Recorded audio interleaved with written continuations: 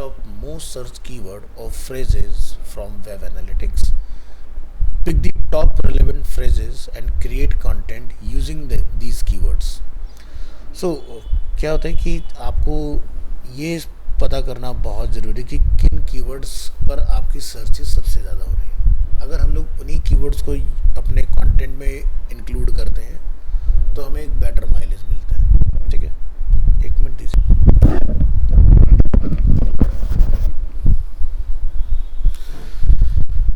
So good content attracts मोर consumer. अब content जैसे कि हम लोगों ने अर्लियर डिस्कस किया था कि वो ओनली टेक्स्ट बेस्ड भी हो सकता है, टेक्स्ट एंड इमेज क्लब हो सकता है, ओनली ऑडियो स्पेसिफिक हो सकता है, या फिर वीडियो बेस्ड भी हो सकता है। Depend on business to business कि किसमें किस तरह के कंटेंट की ज़्यादा रिक्वायरमेंट है। बट जैसे कि रिसर्च कहता है कि भी आपका वीडियो कंटेंट जो होता है हमेशा ज़्यादा इंगेजिंग होता है। और वीडियो से बेनिफिट क्या होता है, जैसे लेट्स से कोई पर्सन है जो देख नहीं पा रहा है लेकिन सुन के भी काम चला लेगा, एक पर्सन है जो फ्री है तो सुन भी रहा है और देख भी रहा है, तो विजुअल्स हमेशा ज़्यादा इंगेजमेंट क्रिएट करते हैं। ठीक है, जब तक इंटरनेट की स्पीड बहुत ज़्यादा अच्छी नहीं हुआ करती तब तक इमेज कंटेंट की ज़्यादा डिमांड थी। जैसे अगर हम लोग बात करते हैं फेसबुक, तो जब 2005 में धीरे धीरे लोग फेसबुक के साथ यूज टू होना स्टार्ट हुए।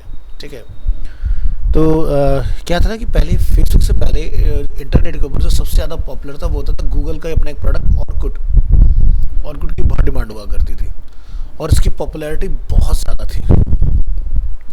एक सोशल मीडिया प्लेटफॉर्म था जो कि गूगल के अंडर में आता था। तो ऑर्कुट में क्या था, सिर्फ टेक्स्ट बेस्ड चैट वगैरह इसी तरह के इंटरेक्शन ज़्यादा होता था, इमेज बेस्ड इंटरेक्शन वगैरह नहीं होता था। नहीं, इसको बंद कर दिया।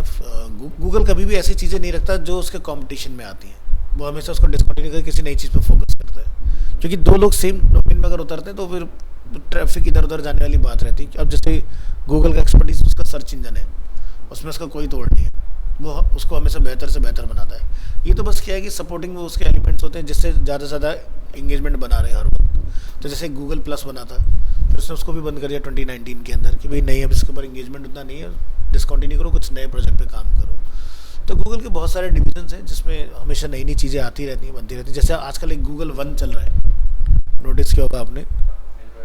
हाँ, एंड्रॉयड वन के नाम से। तो उसकी काफ़ी वो चल रही है आज की डेट में। चलिए वापस आते हैं। External content marketing. Most of the brilliant and excellent content marketing is spread out on third-party websites, busy attracting eyeballs. External content marketing is a cost-effective, often free method to improve brand awareness, disseminate information about product, interact with customer, and drive up the sales figure. Multiple simultaneous placement give increased exposure to user, increasing the chance of a positive impressions on visitors. अब देखिए क्या होता है कि आपने एक तो होता है गूगल के ऊपर सर्च होना, गूगल पर सर्च किया, सर्च करने के बाद आपने अगर अपनी, अब देखिए अगर कोई वेबसाइट किसी कीवर्ड पर डिस्प्ले होती है तो उसका गोल क्या हुआ कि भाई वहाँ से कुछ ट्रेड होना चाहिए, कोई वहाँ से अगर वेबसाइट पर आया तो खरीद के जाए। अब मान लो कि आप वेबसाइट पर जाते हो, सर्च किया, लेकिन आपने कुछ खरीदा नहीं वहाँ से, लेकिन कोई प्रोडक्ट आपने कार्ट में डाल के छोड़ दिया। ठीक है, डिसीजन चेंज हो गया एज ऑफ नाउ। तो क्या होगा कि वो पर्टिकुलर ब्रांड आपको थर्ड पार्टी वेबसाइट्स पर उससे रिलेवेंट एड्स दिखाएगा। जैसे कि वो फेसबुक भी हो सकता है आपका, सोशल मीडिया, क्योंकि हर एक वेबसाइट के अंदर गूगल का एक एल्गोरिथम होता है, फेसबुक का एक एल्गोरिथम होता है जिसको बोलते हैं फेसबुक पिक्सल्स। तो हम लोग हर एक वेबसाइट में इंटीग्रेट करते हैं उसको। जैसे अगर हम यहाँ पर इसको देखें तो दिखाई दे रहा है कुछ मेटा पिक्सल। तो पहले फेसबुक पिक्सल्स के नाम से फेमस था, अब ये मेटा के नाम से फेमस है। यानी कि अगर कोई भी पर्सन मेरी वेबसाइट को विजिट करता है, विजिट करने के बाद किसी चीज़ में इंटरेस्ट शो करता है और फिर वो आगे कंटिन्यू नहीं करता है किसी चीज़ को, तो हम उसको अलग अलग जगह पर, अगर हमारा कहीं ऐड चल रहा है तो हम उसको दिखना स्टार्ट हो जाएंगे। ठीक है, तो ये होता है आपका मेटा पिक्सल्स। ऐसे होता है गूगल टैग। गूगल टैग का क्या होता है कि हम आपको अलग अलग जगह पर थर्ड पार्टी वेबसाइट, जैसे कि आज तक है, तो वहाँ पर भी क्या होता है, ऐड के स्पेस होते हैं जगह जगह, तो उन जगह पर हम आपको दिखना स्टार्ट हो जाएंगे। ठीक है, तो ये काम करता है बेसिकली। कोड कैसे देख लेते हैं, वो किसी वेबसाइट का कोड कंट्रोल यू प्रेस करने के बाद देख सकते हैं। हाँ, किसी भी लाइव साइट के ऊपर आपको कोड पूरा दिख जाता है। हाँ, नहीं कॉपी नहीं करना होता, आपको अपने अकाउंट से अपना कोड खुद जनरेट करना होता है, वो तो उनके अकाउंट का कोड है ना। हाँ, ये मैं आपको दिखा रहा हूँ कि इस तरह से लगाने होते हैं हमें अपनी वेबसाइट में। भाई आप जैसे फ्लिपकार्ट पर गए, लेकिन दूसरी जगह पे जब मैं पहुंचा तो मुझे फ्लिपकार्ट का अगर प्रोडक्ट दिख रहा है या फ्लिपकार्ट का मुझे सजेशन आ रहा है, तो वो कैसे आ रहा है, उसे कैसे पता। तो ब्राउजिंग हिस्ट्री तो अपना एक रोल प्ले करता ही है, गूगल टैग मैनेजर अपना मेन रोल प्ले करता है। अगर सोशल मीडिया पर आ रहा है तो सोशल मीडिया में मेटा पिक्सल्स अपना रोल प्ले करता है, जिससे क्या होता है, हम यूज़र को हमेशा बाउंड करके रखते हैं, भाई तुमने ये चीज़ देखी है तो उसको लो। अब ट्रैकिंग का हम लोग एक टाइम स्पेन सेट करते हैं, 15 दिन 20 दिन, तब तक वो आपको नॉन स्टॉप दिखता रहेगा और उसके बाद अपने आप ही बंद हो जाएगा। ठीक है,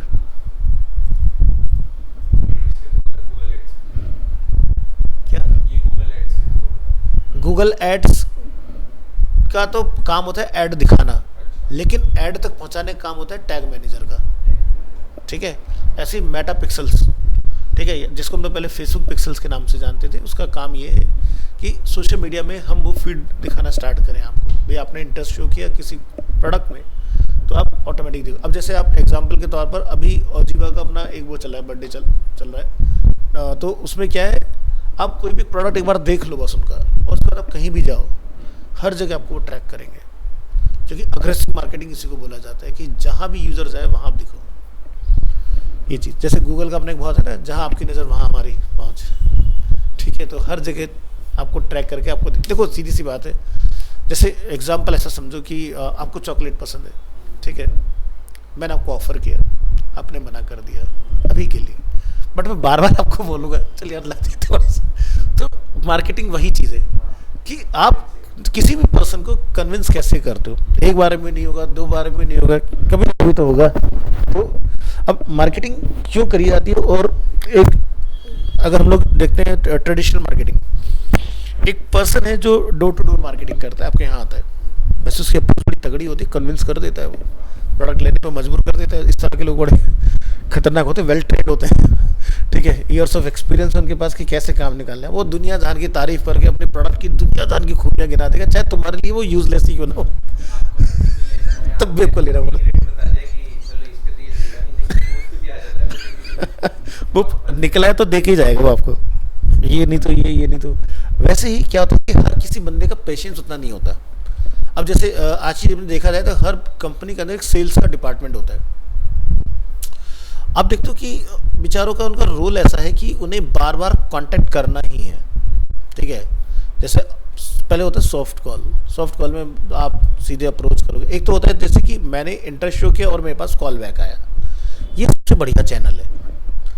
अगर आप किसी को डायरेक्ट कभी भी कोई चीज़ बेचोगे ना, सेल करोगे, तो कोई भी पर्सन डायरेक्ट कन्विंस नहीं होता।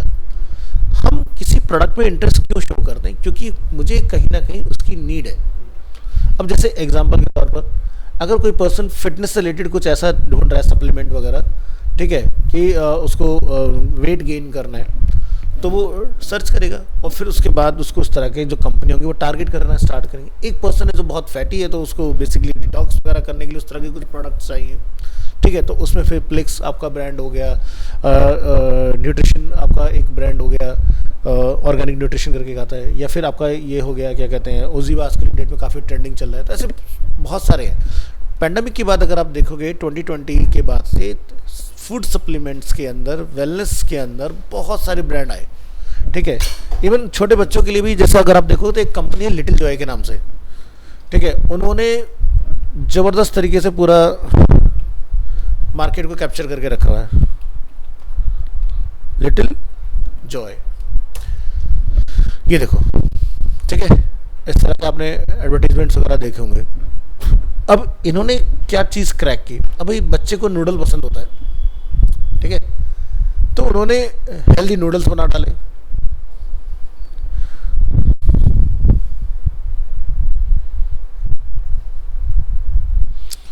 तो सारे प्रोडक्ट वो लेके आ रहे हैं मार्केट के अंदर, जिससे यूज़र की जो क्रेविंग है हम उसको भी सेटिस्फाई कर पाएँ और उसको अपना एक हेल्दी प्रोडक्ट भी सेल कर पाएँ।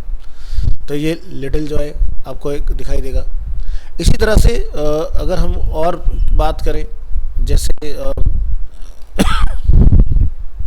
डे वन परफॉर्मेंस सॉरी,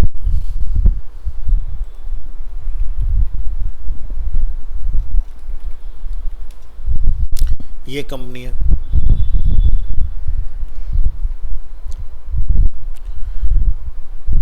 ठीक है। तो ये भी देखो आपके जिम सप्लीमेंट्स वगैरह में डील करते हैं सारा। अब ये जो ब्रांड है ये ऑस्ट्रेलिया का ब्रांड है, ठीक है, लेकिन इसका काम सारा यहीं पर ही होता है, ठीक है। तो इसका जितना भी डेवलपमेंट वाला पार्ट है वो सारा मेरे उसमें हुआ है, कोडिंग वगैरह। तो ये time to time basically revamp होता रहता है डिज़ाइन, बट ये टोटली जो डिज़ाइन है वो शॉपिफाई के ऊपर है। अब शॉपिफाई के अंदर ये पूरा कस्टम मेड है, मतलब ये नहीं कोई टेम्पलेट है बना बनाया हमने लिया उसके अंदर अपने प्रोडक्ट चुका दिया, नहीं, सब कुछ कस्टम बनाया हुआ है। तो शॉपिफाई की वेबसाइट का कैसे पता लगाएं कि शॉपिफाई में बनी है या नहीं? तो जनरली वैसे तो टेम्पलेट देख के पता लग जाता है, बट आप कंट्रोल यू अगर इसके ऊपर करते हो ना तो आपको इसमें शॉपिफाई वगैरह कहीं ना कहीं दिख जाएगा। जैसे देखो लिखा रहा है शॉप, और मैं कीवर्ड भी सर्च कर लेता हूँ तो दिखाई दे रहा है शॉपिफाई। तो किसी वेबसाइट के बारे में पता लगा सकते हो किस पे बनी है। ऐसे अगर हम लोग सर्च करते हैं लिटिल जॉय, तो वैसे भी इन्होंने शायद अपना कोड चेंज कर दिया, बट पहले ये भी शॉपिफाई पर ही हुआ करते थे। तो एक बार चेक कर लेते हैं।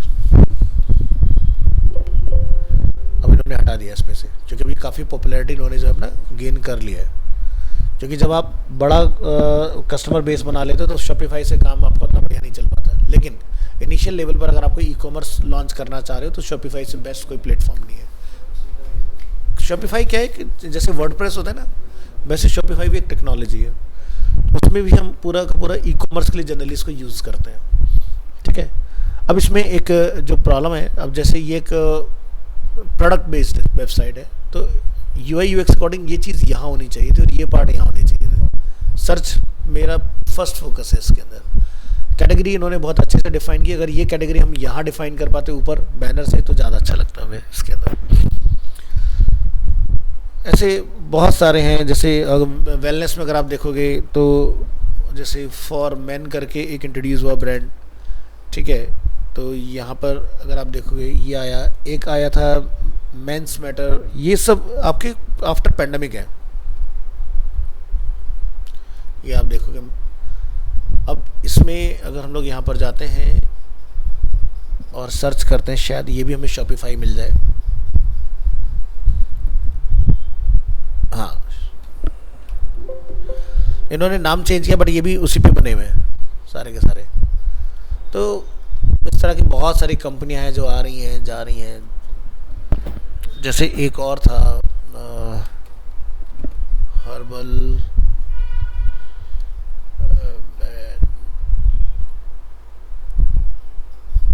इसका मैं नाम भूल रहा हूँ।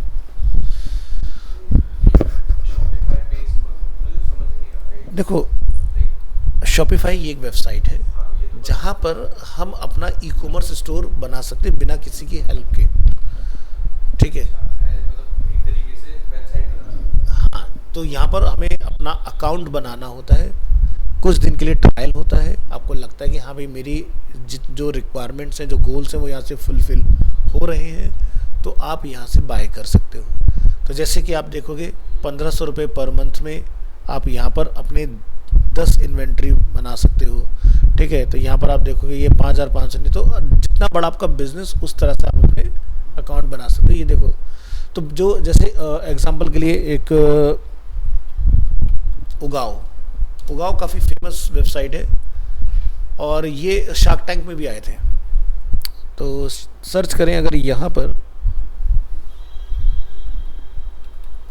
क्या दिख रहा है, ठीक है। हाँ, तो ये शॉपिफाई पे ही बना हुआ है। या फिर अगर हम लोग बात करें क्यारी, तो क्यारी ने भी अपनी वेबसाइट चेक कर लेते हैं किस पर बनाया हुआ है।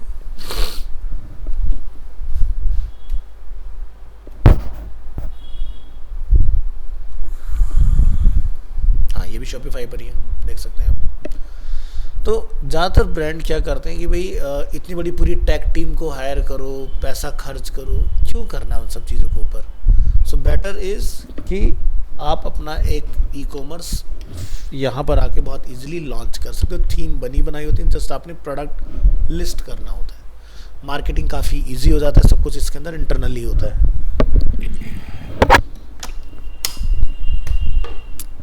तो ये देख रहे हो जैसे यहाँ पर शार्क टैंक का लोगो आ रहा है, तो कुणाल ने इसमें इन्वेस्टमेंट डाला था। तो ये इस तरह से अपने कोड वगैरह चला के रखते हैं। तो ऐसी बहुत सारी कंपनीज हैं।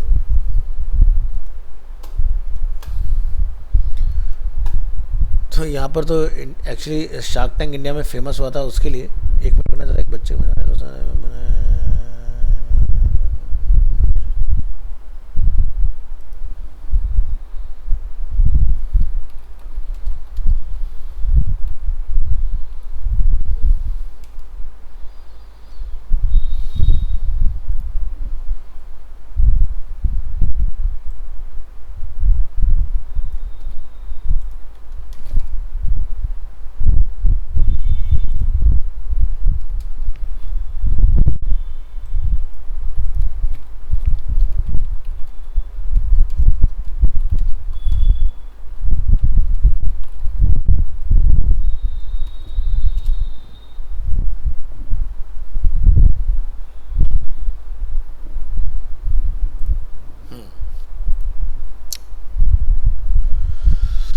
Assumption do not work in content marketing. Do not rest assuming that content published or distributed on one channel will be viewed for sure.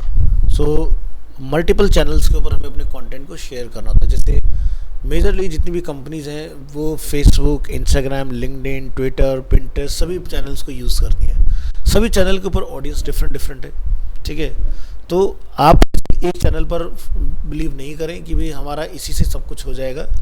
Multiple, जैसे कि एक पर्सन जब घर से कुछ लेने निकलता है, ठीक है, तो लार्ज अप्लायंसेस के केस में बहुत उसका माइंड सेट होता है कि मुझे यही लेके आना है ना।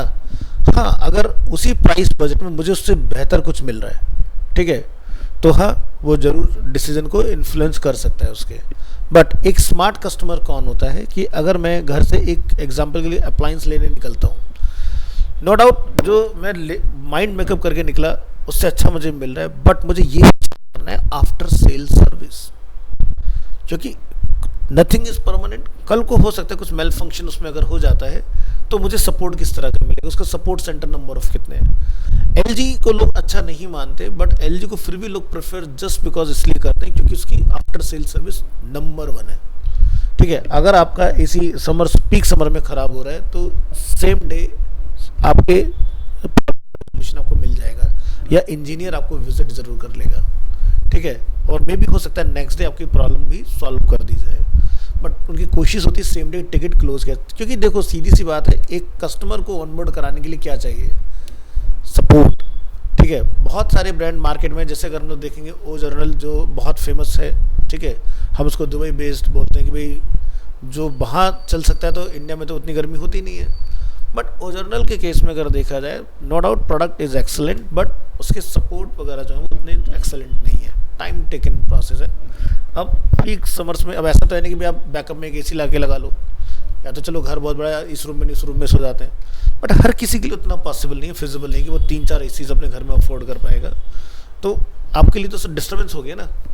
तो इसलिए अब जैसे अगर हम टेलीकॉम सेक्टर में अगर देखें, अगर आप दुनिया जान के इंटरनेट सर्विस मार्केट में देखोगे, लेकिन उसमें से एक नंबर निकल के आती है एयरटेल। आप एयरटेल का ब्रॉडबैंड यूज़ करो और आपको कोई भी प्रॉब्लम आता है, आपका same day with in 2 to 3 hours आपके यहाँ पे इंजीनियर विजिट कर जाएगा, क्या प्रॉब्लम है, और प्रॉब्लम को फिक्स कर जाएगा। सबसे ज़्यादा लेट नाइट तक ऑपरेट करने वाले वही लोग हैं, उनकी टीम रात को 9-9, 10-10 बजे तक मार्केट में होती है। ताकि क्योंकि भाई सीधी सी बात है, बीच में क्या हुआ, जब जियो आया तो उसने पूरा मार्केट डिसरप्ट कर दिया, सब लोगों ने एकदम से स्विच करना स्टार्ट कर दिया, ठीक है। इवन सबसे ज़्यादा पोर्ट उसमें हुए जियो के अंदर, भाई वहाँ पर ये डेटा मतलब कम रिचार्ज में ये वो। लेकिन जब उन्हें समझ में आ गया कि भाई क्या कहते हैं कि लोगों ने अब हमें ज़्यादा इंटरेस्ट शो कर दिया है, अब हम लोग प्राइस गेम अपना प्ले कर सकते हैं, ठीक है। क्योंकि अगर आप लोगों को जोड़ना चाहते हो तो आपको लो बजट के साथ जाना होगा। जब आपके लोग यूज टू हो जाए आपकी सर्विस के, आपके प्रोडक्ट के एडिक्टेड हो गए, फिर आप अपना माइंड गेम चला सकते हो। अब बंदा कहाँ जाएगा, दूसरे में वो ऑप्शन है नहीं, तो वो अनटिल अनलेस क्या करेगा, आपको पे आउट करेगा उस चीज़ का। तो उन्होंने बड़ा स्मार्ट गेम खेला, 4G सिम फ्री किए। ठीक है, जब सिम ले लिया लोगों ने तब पता अरे यार इसके लिए तो LTE चाहिए, वोल्टी चाहिए, तो लोगों ने फिर फ़ोन भी खरीदे सिम की वजह से, तब जाके उन्हें हाई स्पीड इंटरनेट मिला। बाद में ट्राई का रेगुलेटरी आया जिन्होंने उसको बाउंड कर दिया, भैया आप इससे ज़्यादा ऑफर नहीं कर सकते हो। नहीं तो क्या, पहले बहुत हाई स्पीड आती थी ना जियो में, लेकिन आज उतनी स्पीड नहीं है। क्यों? क्योंकि बाकी के जो टेलीकॉम के अंदर इतने लंबे टाइम से हैं, वोडाफोन, आइडिया, आपका एयरटेल, वो ट्राई के पास गए कि भाई ये सब क्या चल रहा है, भाई इतना तो अलाउड ही नहीं है।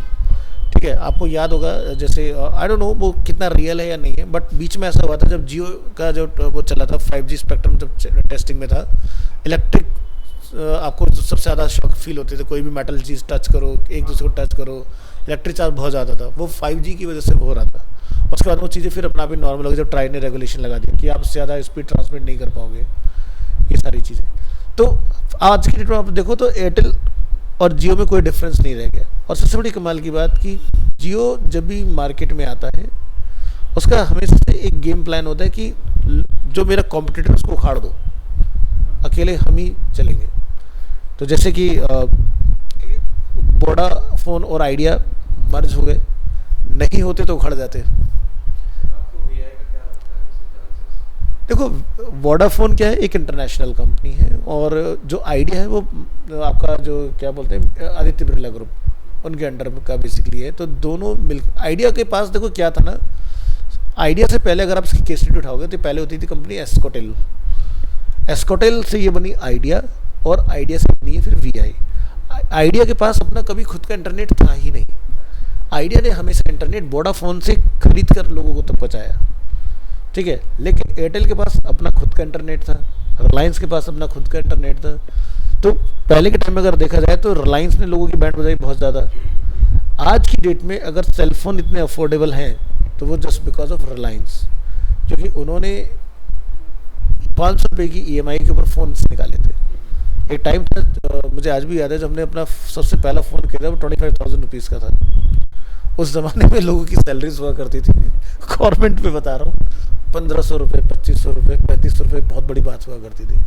तो मतलब मोबाइल फ़ोन हर कोई खरीद नहीं सकता था, बहुत एक्सपेंसिव हुआ करते थे। और जब ये एक रिलायंस इंट्रोड्यूस हुआ 2004-05 के अराउंड, उनका एक कैंपेन निकला कर लो दुनिया मुट्ठी में, तो उसमें क्या हुआ, उन्होंने फ़ोन्स को EMI में निकाल दिया उस ज़माने में। तो 500 रुपये के होने की वजह से अफोर्डेबिलिटी इतनी बढ़ गई कि एक रिक्शे वाले के हाथ में भी मोबाइल था। और जैसे कार को या बाइक को देखते ना, उस ज़माने तक कार और बाइक भी हर किसी का उसमें नहीं होती थी, क्योंकि फाइनेंशियल इंस्टीट्यूशन इतने ज़्यादा मार्केट में आ गए, जिनके पास पैसा था उन्होंने उसको ब्लैक को वाइट किया, लोन्स वगैरह डिस्ट्रीब्यूट करके। और फिर क्या हुआ बाद में कि कार वाले के पास भी बाइक, सॉरी, और रिक्शे वाले के पास भी कार मिलना स्टार्ट हुआ। फिर एक और दूसरी प्रॉब्लम स्टार्ट हुई कि लोग जब पे आउट नहीं कर पाए तो भी उठा लो, ठीक है, खिंचवा लो गाड़ी।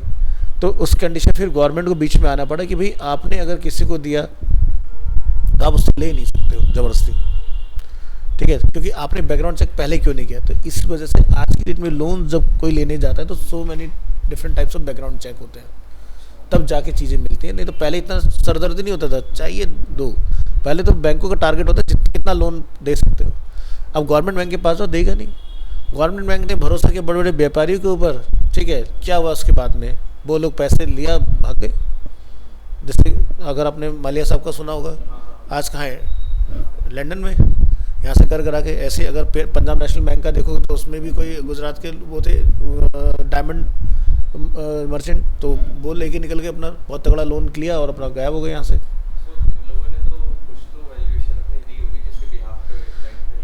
देखो इवेल्युएशन हमेशा क्या होता है कि एक इमेजिनरी नंबर होता है, ठीक है भाई। मान लो कि आप मेरे पास एक कंपनी लेके आते हो, तो आपके अकॉर्डिंग आपकी कंपनी की वैल्यू क्या है, ठीक है, जो आपने मुझे बताया। अब मैंने उसका इवेल्युएट किया, भाई नहीं आपकी 5,000 करोड़ की कंपनी नहीं, मैं इसको 3,000 करोड़ में मानता हूँ, है नहीं, मानता हूँ। अब कल को जब आप ऑल ऑफ सडन गायब हो जाओगे अपना बुरे अवस्था समेट के, तो 3,000 करोड़ क्या है, वो तो पेपर पे रह गया ना, अकाउंट में कहाँ है वो, ये प्रॉब्लम आती है। तो यहाँ से लोग इस वजह से निकल के सबसे पहले वो कहाँ जाएंगे, लंदन जाएंगे। और लंदन का जो सिस्टम है वो बिल्कुल डिफरेंट है। वहाँ का सीधा सिस्टम है कि अगर लंदन में कोई आ गया, चाहे वो किसी भी तरह की प्रोफाइल का बंदा है, चाहे वो क्रिमिनल ही क्यों ना, वहाँ का लॉ ये कहता है कि उसको सपोर्ट करना है।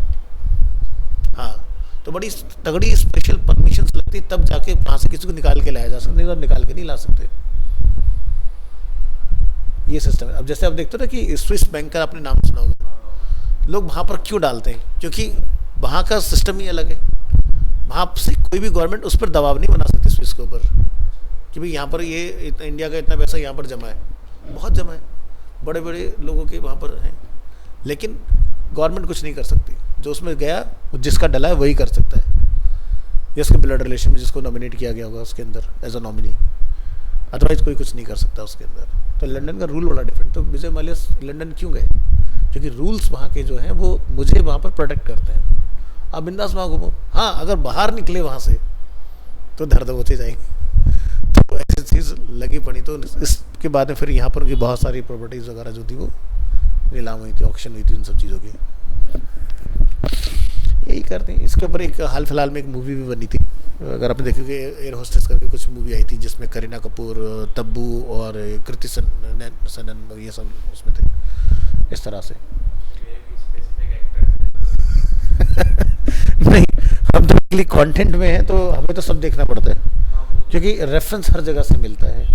क्योंकि अब जैसे अब आप को जैसे पता चला लंदन का रूल्स रेगुलेशंस क्या है, लोग वहाँ क्यों जाते हैं, तो आपको पता चल गया। तो नॉलेज हर चीज़ की रखना बड़ा ज़रूरी है, ठीक है, कि भाई ऐसा क्यों है, क्या है, और ये वक्त के साथ आएगी धीरे धीरे।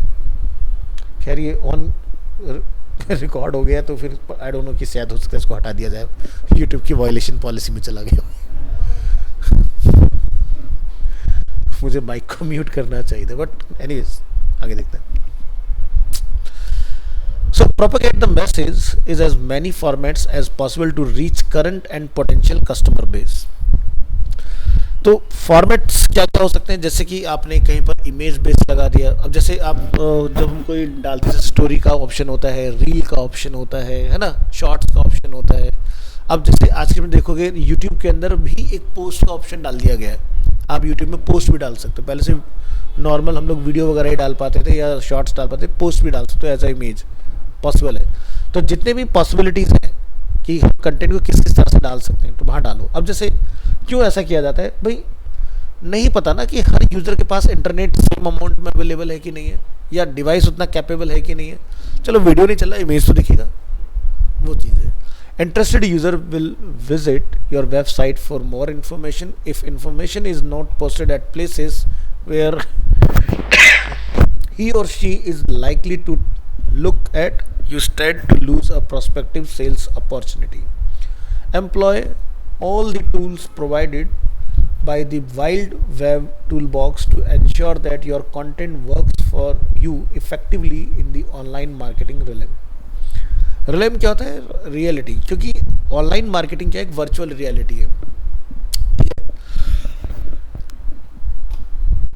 Summary: Content marketing can be defined as the process of creating and distributing content through the internet, primarily for informing and engaging online audience.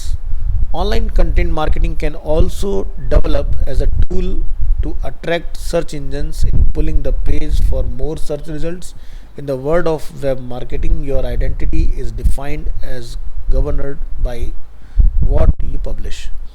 So जैसे कि मैंने आपको इसका एक लाइव डेमो लास्ट क्लास पे भी दिखाया, लास्ट टू लास्ट क्लास में भी दिखाया था कि अगर हम किसी नेम के साथ मल्टीपल चैनल पर अवेलेबल हैं, जैसे अगेन दोबारा से देखते हैं, हम ओपन करते हैं गूगल और मैं यहाँ पर एक टर्म ऐड कर देता हूँ, लीवास्तु। तो क्या दिखता है, हमारा वेबसाइट, हमारा लोकल एसईओ जिसमें हमने गूगल माई बिजनेस पर आपको लिस्ट किया हुआ है, हमारा यहाँ से स्कीमा आप देख पाओगे। इसके बाद Twitter, Facebook, Instagram, LinkedIn, Pinterest, हमारे सभी सोशल मीडिया हैंडल्स यहाँ पर अवेलेबल है। तो आपको हर जगह दिखना चाहिए, कहीं भी कोई सर्च करे आपकी प्रेजेंस हो। अब हर एक बिजनेस मॉडल में ये चीज़ें इफेक्टिव नहीं होती हैं, ठीक है।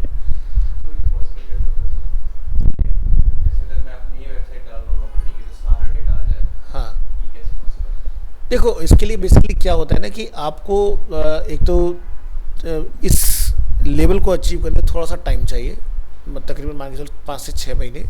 ठीक है, ये ऑटोमेटिकली होती हैं सारी चीज़ें, बस आपको वेल स्ट्रक्चर करना होता है अपनी चीज़ों को।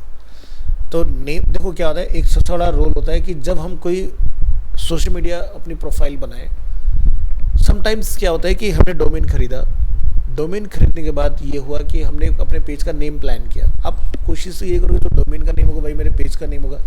बट कई बार ऐसा होता है कि डोमेन लेने के बाद हम चेक करने आते हैं नेम, और नेम वो ऑलरेडी किसी और ने लिया होता है, नेम अवेलेबल ही नहीं है। तो अगर आपके नेम मैच करते हैं आपके हैंडल से, तो ऑटोमेटिकली आप यहाँ पर दिखना स्टार्ट हो जाते हो। ठीक है, तो नेम बहुत बड़ा रोल प्ले करता है। ठीक है, अगर आपके हैंडल्स मिसमैच होंगे तब आपको ये रिजल्ट नहीं मिल पाएगा देखने के लिए। तो जब भी कोई डोमेन बुक किया जाए तो फर्स्ट पहले सोशल मीडिया हैंडल्स देख लो, चाहे कि ये सब अवेलेबल है तो उस तरह का। इससे क्या होगा, जब भी सर्च हो गया आप तो पूरा सिस्टम दिखाई देगा आपका। User generated content holds larger influence on both users and search engine, giving credit to the customer for bringing out negative in the product, and by genuinely accepting the product's shortcomings increases the scalability of products on any e-commerce websites. तो ये था हमारा content marketing का part. Next content के अंदर हम देखेंगे blogging. Blogging को किस तरह से हम लोग यूज कर सकते हैं। Blogging which is an effective means to start and sustain conversion, works on nurturing relationship between marketers and potential customers. So blogging caters to many important objectives of web marketing. It acts as a strong search engine optimization, जिसको in short हम बोलते हैं SEO. It provides professional with an insight of strong knowledge, enabling them to show their expertise in their areas. It helps generate uninfluenced feedback as it allows user to provide their own remarks, comments, critical reviews and end user queries. अब blogging दो तरह से हो सकती है। एक, आप अपना खुद का डोमेन बुक करें, ठीक है, और उसके ऊपर लिखना स्टार्ट करें। एक होता है कि मार्केट में डोमेन्स ऑलरेडी अवेलेबल हैं, जैसे गूगल का आता है ब्लॉग स्पॉट, आप वहाँ ब्लॉगिंग कर सकते हो। wordpress.com आप वहाँ पर ब्लॉगिंग कर सकते हो। wix.com आप वहाँ पर भी ब्लॉगिंग कर सकते हो। मोस्ट ऑफ द केसेस में आज की डेट में ये देखा जा रहा है कि अगर एंड यूज़र को आप अट्रैक्ट करना चाह रहे हो तो आपको अपनी वेबसाइट में पेजेस के साथ में एक ब्लॉगिंग का सेक्शन ज़रूर ऐड करना चाहिए।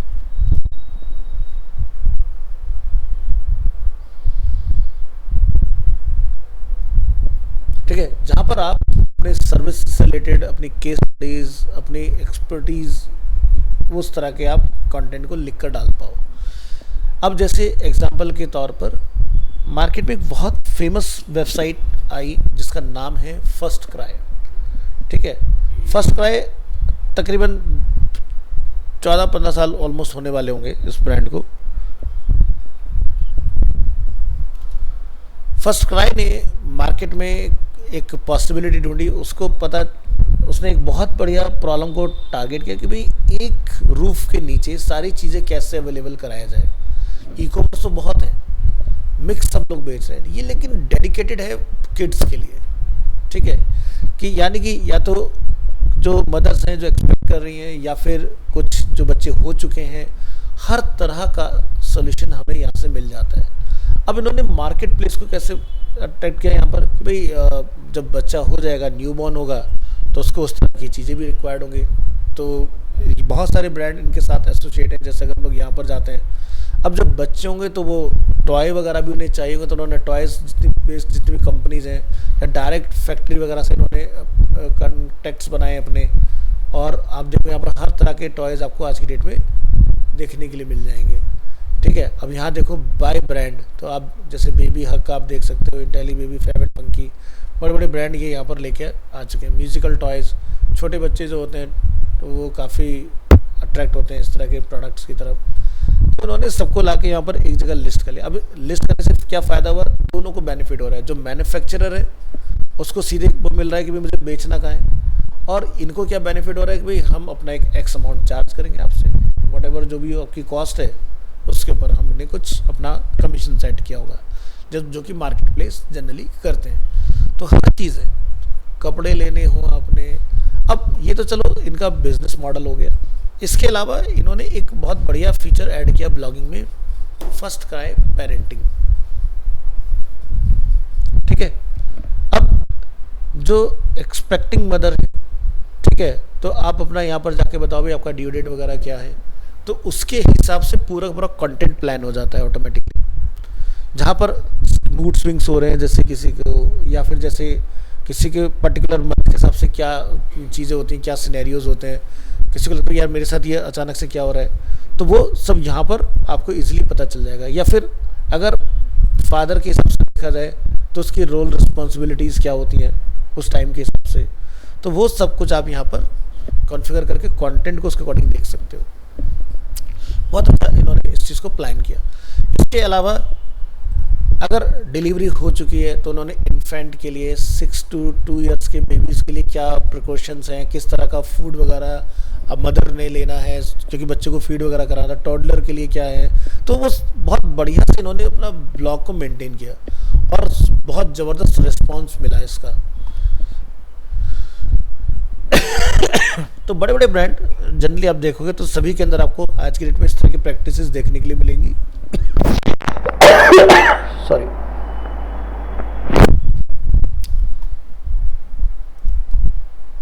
इसको देखने के बाद और भी इसके कॉम्पिटिटर मार्केट में आए हैं, ऐसा नहीं है, बट मुझे फर्स्ट क्राई की पॉपुलैरिटी सबसे ज़्यादा पता है। Introduction. Blogging started in 1990 when Paratrice and Chronicles posted what they experienced on recorded in online text-based shared groups such as Usenet और Bulletin Board Systems, जिसको हम in short बोलते हैं BBS. Today's blogs are huge cluster of multimedia communities teeming with scores of bloggers. Bloggers, Blogspot, Typepad, WordPress and Squarespace are some of the various technologies that support the blogging community. तो Blogspot जैसे कि आपका किसका आता है, Google का part है। WordPress organisation का पार्ट है। स्क्वायरस्पेस ये भी आपका एक प्लेटफॉर्म है जहाँ पर जाके आप ब्लॉग वगैरह क्रिएट कर सकते हो। इस तरह से टाइपपैड या फिर ब्लॉगर्स, ये भी 2 प्लेटफॉर्म्स है। ऐसे सो मेनी प्लेटफॉर्म्स है, जैसे अगर हम लोग यहाँ जाके सर्च करें टॉप 10 फ्री ब्लॉगिंग साइट्स, तो यहाँ पर आप देखो जैसे मीडियम काफ़ी फेमस प्लेटफॉर्म है। जनरली जब भी आप आज के कुछ आर्टिकल ढूंढने निकलते हो तो कहीं ना कहीं आप इनडायरेक्टली मीडियम पर चले जाते हो। विक्स, ठीक है, जब मैंने अभी आपको थोड़ी देर पहले नाम बताया था। ब्लॉगर्स जो कि गूगल का पार्ट है। वीवली, इस पर भी काफ़ी ब्लॉग्स लिखे जाते हैं। वर्डप्रेस.com, टम्बलर, घोस्ट, स्क्वायरस्पेस, सबस्टैक, ऐसे आपको और मिलेंगे। ठीक है, तो वर्डप्रेस.com, वर्डप्रेस.org अगर मुझे अपना खुद का बनाना है। जुमला के ऊपर भी आप बना सकते हो, लिंक्डइन पे भी आप ब्लॉगिंग कर सकते हो, हबस्पॉट, तो ऐसे बहुत सारे प्लेटफॉर्म है जहाँ पर आज की डेट में जाके हम लोग फ्री में ब्लॉगिंग कर सकते हैं अपनी। अब जैसे मार्केट में आपने देखा होगा जनरली जब हम लोग किसी डॉक्टर को विजिट करते हैं तो वहाँ पर आपने एक नेम देखा होगा, प्रैक्टो। ठीक है, प्रैक्टो भी एक प्लेटफॉर्म है जहाँ पर इन्होंने सभी डॉक्टर्स को एक ही जगह पर लाकर जोड़ दिया। अब इससे बेनिफिट क्या है कि भाई मुझे डॉक्टर्स सर्च करने हैं या फिर मुझे ऑनलाइन कंसल्टेंसी चाहिए, तो आप लोकेशन बताइए और किस तरह का डॉक्टर आप ढूंढ रहे हैं, तो आपको जाने की ज़रूरत नहीं। बहुत सारी प्रॉब्लम्स ऐसी होती है कि आपने ओवर दी कॉल अपना एक्सप्लेन किया, पॉसिबल नहीं तो वीडियो पर अपने सिम्टम्स दिखाओ और डॉक्टर आपको उसी तरह से प्रिस्क्राइब कर देंगे। या फिर हर एक डॉक्टर यहाँ पर क्या करता है, टॉप पर बने रहने के लिए अपना कंटेंट पब्लिश करता है इसके अंदर, वीक में, मंथ में ट्वाइस, इस तरह से। ठीक है, तो ये प्रैक्टो एक काफ़ी फेमस प्लेटफॉर्म है। ऐसे ही एक और प्लेटफॉर्म है हेल्थियंस। ठीक है, ये भी काफ़ी फेमस प्लेटफॉर्म है जहाँ पर काफ़ी डॉक्टर्स वगैरह अवेलेबल हैं और यहाँ पर भी जाके आप काम कर सकते हैं। या जैसे टाटा 1mg, ठीक है, ये एक मेडिसिन का बेसिकली आपका वो है। ठीक है, इसमें भी आपको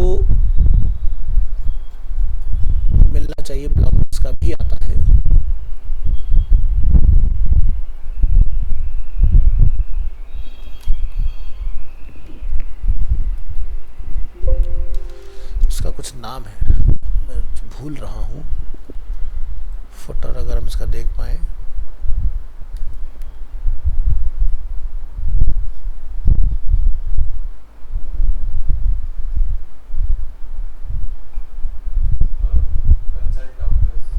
नहीं वो तो है ही एक, नहीं इसमें ब्लॉगिंग का भी रहता है एक सेक्शन, वो तो इसका प्लान आता है एक अपोलो फार्मेसी।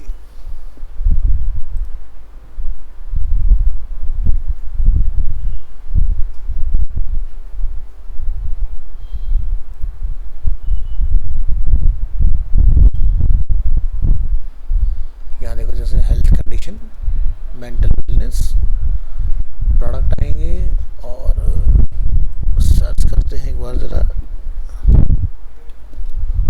ये देखिए ब्लॉग्स,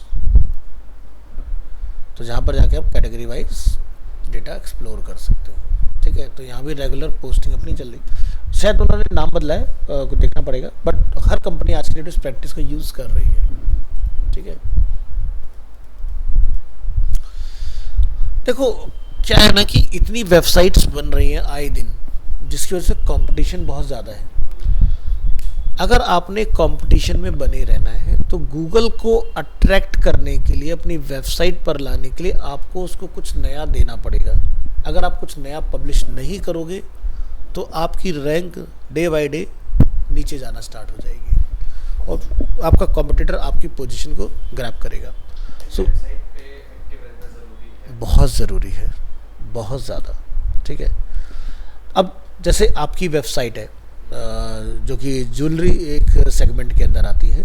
ठीक है, तो आप वहाँ पर अपनी ज्वेलरी में सो many different types of varieties होती हैं, उससे रिलेटेड आप वहाँ पर कंटेंट की पोस्टिंग कर सकते हो। बट उससे पहले आपको ये देखना पड़ेगा कि किस तरह के कंटेंट में इंटरेस्ट ज़्यादा है। तो ये कैसे पता लगाया जाता है? तो तरीके होते हैं, जैसे गूगल में ट्रेंड क्या चल रहा है, तो गूगल का एक पार्ट आता है ट्रेंड्स के नाम से। ट्रेंड पे जब आप जाओगे तो आपको यहाँ पर देखो दिखाएगा explore what the world is searching for right now. तो जैसे कोई टेलर स्विफ्ट को सर्च कर रहा है यहाँ पर, और भी थोड़ी बाद और कीवर्ड यहाँ पर चेंज हो जाएगा। ठीक है, तो यहाँ पर आप एक्सप्लोर में जाइए या फिर ट्रेंडिंग नाउ में जाइए और यहाँ से आप जाके पता लगा सकते हो। तो इंडिया में जो सबसे ज़्यादा सर्च हुई है पिछले 11 घंटे के अंदर, वो टेलर स्विफ्ट के ऊपर हुई है। तो अगर आप यहाँ पर इससे रिलेटेड कुछ आर्टिकल लिख दो अपनी वेबसाइट में, एग्जाम्पल के लिए, अब ये नहीं कि कोई भी लिख ले अपनी वेबसाइट में, रिलेवेंट होना बहुत ज़रूरी है, तो आपके पास भी ऑटोमेटिकली ट्रैफिक चला जाएगा, क्योंकि आप सर्च में होंगे, आपकी वेबसाइट आएगी उस कीवर्ड के ऊपर। Getting my point? For example जैसे ये तो हो गया ट्रेंडिंग जो सबसे ज़्यादा चला है, जैसे ई विटारा लोग सबसे ज़्यादा सर्च करें, गणेश चतुर्थी आ रखी है तो उसको लोग सबसे ज़्यादा, तो आप गणेश चतुर्थी से रिलेटेड आप कुछ अपना फेस्टिव ऑफर निकाल सकते हो। ठीक है, और उसके ऊपर आर्टिकल लिखो तो लोग आपकी वेबसाइट पर आएंगे तो फिर वो बाकी बटन्स देखेंगे, तो हो सकता है किसी ज्वेलरी प्रोडक्ट में या गणपति की आपने चांदी की या जो भी आपने मूर्ति वगैरह बनाई हो तो वहाँ पर वो दिख जाए इस तरह से। ठीक है, या फिर आपने पोस्ट बनाया, पोस्ट के अंदर आप वहाँ पर गणेश जी की जो आपके पास ओरिजिनल अवेलेबल है वो लगा दो और उस पर आप लगा दो interested in this you can by clicking on this, और वो ऑटोमेटिकली आपकी वेबसाइट पे चला जाए, या फिर आपके स्टोर को क्वेरी कर पाए। तो यूज़र को घुमा कर दो चीज़ें, सीधे बेचने जाओगे कोई नहीं लेगा, लेकिन हो सकता है किसी को बहुत अच्छी लगी आपकी मूर्ति तो ले सकता है, तो उसको ऑप्शन देना ज़रूरी है।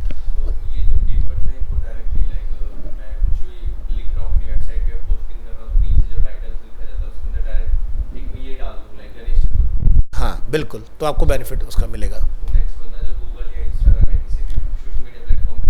तो आपको बेनिफिट आएगा उस चीज़ का, आपका पेज वहाँ पर रैंक करना स्टार्ट होगा। तो यहाँ देखो ट्रेंड के सोशल मीडिया में भी कर सकते हैं बिल्कुल, और सोशल मीडिया में फिर आप वहाँ पर रीड मोर के बटन मार दो, जैसे उसको कोई टैप करे तो आपकी वेबसाइट पे चला जाए पढ़ने के लिए, वेबसाइट पे आएगा तो फिर वो आपके अंदर प्रोडक्ट्स को देख पाएगा। इसी को बोलते हैं इनबाउंड लिंक, यानी कि बाहर से यूज़र को अंदर कैसे लेकर आया जाए। ठीक है, तो यहाँ से आप ट्रेंडिंग चेक कर सकते हो, यहाँ से फिर आप सर्च कर सकते हो कि भाई पर्टिकुलर किसी कीवर्ड के ऊपर कि किसकी क्या वो चल रही हैं चीज़ें। ठीक है, तो यहाँ जाके आप सर्च कर पाओगे इसके अंदर। तो गूगल ने अपने सारे प्रोडक्ट टूल्स जो है ना वो सब फ्री बनाए हुए हैं कि ताकि ज़्यादा से ज़्यादा लोग उनका यूज़ करें।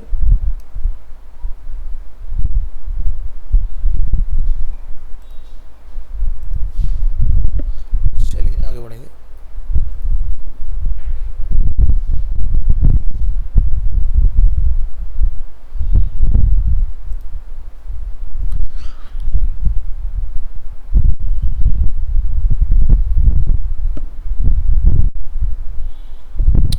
Blogs allow the audience to respond to the published content with their own comments. These comments can be managed or moderated by blog owners or managers, thus paving way for a two-way communication.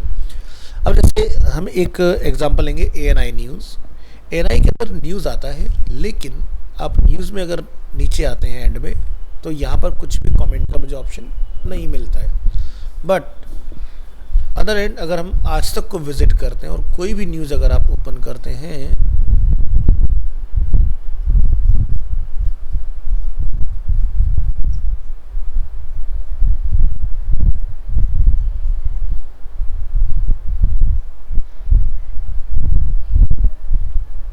अरे तो यहाँ पर हम comment वगैरह कर सकते हैं। ठीक है, तो इसके लिए सबसे पहले जो भी कमेंट करना चाह रहा है पर्सन तो उसको यहाँ पर अपना अकाउंट बनाना पड़ेगा आज तक के ऊपर, और उसके बाद फिर वो यहाँ पर कमेंट कर सकता है। कोई भी गेस्ट यूज़र किसी भी न्यूज़ के ऊपर कमेंट नहीं कर सकता है, क्योंकि मैं फिर उसको कंट्रोल नहीं कर पाऊँगा। ठीक है, तो जब वो मेरी तरफ से ऑथराइज्ड होगा कमेंट करने के लिए, या फिर कमेंट आया लेकिन वो सीधे लाइव नहीं होगा, तो पहले मैं उसको देखूंगा कि मुझे आगे इसको डालना है कि नहीं।